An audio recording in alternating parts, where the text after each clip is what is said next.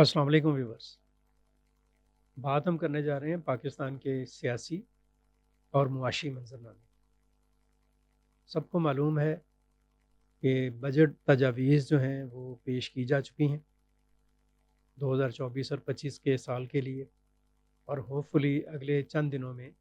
Budget جو ہے وہ منظور ہو جائے گا، اور 1 جولائی سے بجٹ کے جو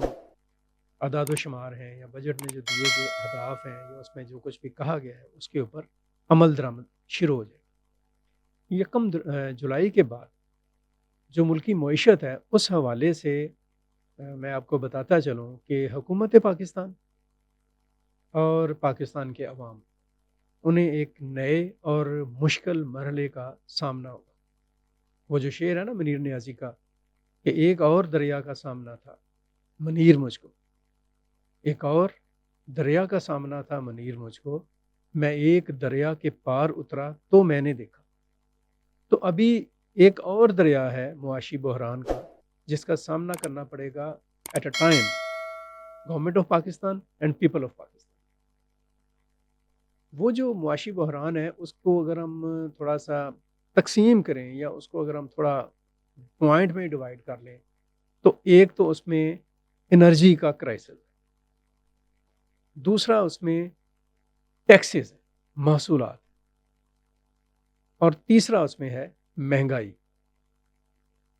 یعنی انرجی کا کرائسس، ٹیکسز اور جو مہنگائی ہے یہ پاکستان کی حکومت کو بھی پریشان کریں گی چیزیں اور پاکستان کے عوام کو بھی پریشان کریں گی۔ میں آپ کو بتاتا چلوں کہ نئے مالی سال میں حکومت نے پچھلے سال کی نسبت 38% زیادہ ٹیکسز رکھے، اور اس میں جو نان فائلرز ہیں ان کو خاص طور پر ٹارگٹ کیا گیا، اور جو ٹیکس کلیکشن ہے اس کا جو سب سے بڑا آپ کہہ لیں جو لیگل ٹیکس کلیکشن ہوگی، جو فائلرز کی ٹیکس کلیکشن ہوگی، اس کا سب سے بڑا ہدف ملازم پیشہ افراد ہوں، بے شک وہ سرکاری ہوں، نیم سرکاری ہوں یا نجی ہوں، ان کو تنخواہیں ٹیکس کاٹ کر ہی ملیں گی، اور ایک بہت بڑا ان کے لیے ایک آزمائش جو ہے وہ شروع ہوگی۔ جہاں تک انرجی کی بات ہے تو بجلی تو آپ سب جانتے ہیں کہ مہنگی ہو رہی ہے اور مسلسل مہنگی کی جا رہی ہے according to the demands of IMF۔ اس کے ساتھ پیٹرولیم جو پروڈکٹس ہیں، پیٹرولیم مصنوعات جو ہیں، ان کے اوپر بھی جو لیوی ہے، جو ٹیکس کا جو ایک بوجھ ہے، وہ پہلے 60 روپے تھا، اب اس کو 80 روپے کرنے کا فیصلہ کر لیا گیا ہے، اور یہ جو 80 روپے کا سلسلہ ہے یہ 1 جولائی کے بعد شروع ہوگا۔ اس کا کیا اثر ہوگا؟ اس کا ایک تو اثر یہ ہوگا کہ پیٹرول مہنگا ہوگا،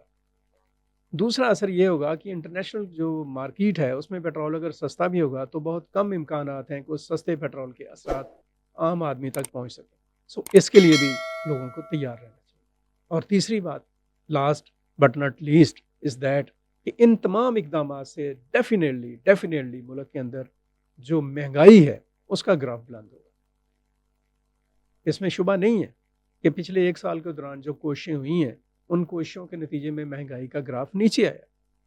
مہنگائی جو 38% تک پہنچی ہوئی تھی وہ نیچے آ کر 11.8% تک آ گئی ہے، اب کو 12% کے ارد گرد ہے، لیکن جولائی میں ہم دیکھیں گے کہ مہنگائی کی ایک نئی لہر جو سی ہے وہ پیدا ہوگی اور یہ لوگوں کو پریشان کرے گی۔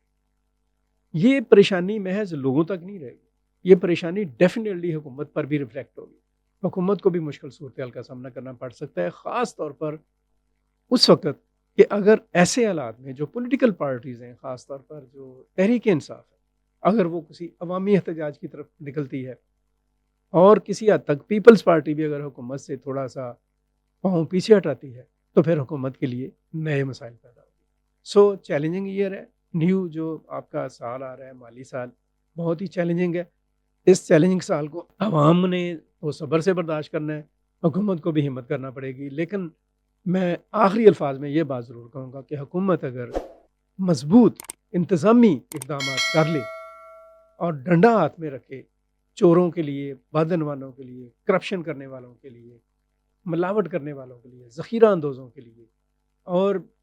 بے جا طور پر ملک کے اندر بے یقینی کی صورتحال پیدا کرنے والوں کے لیے، تو حالات میں کسی حد تک بہتری کی صورت پیدا کی جا سکتی ہے۔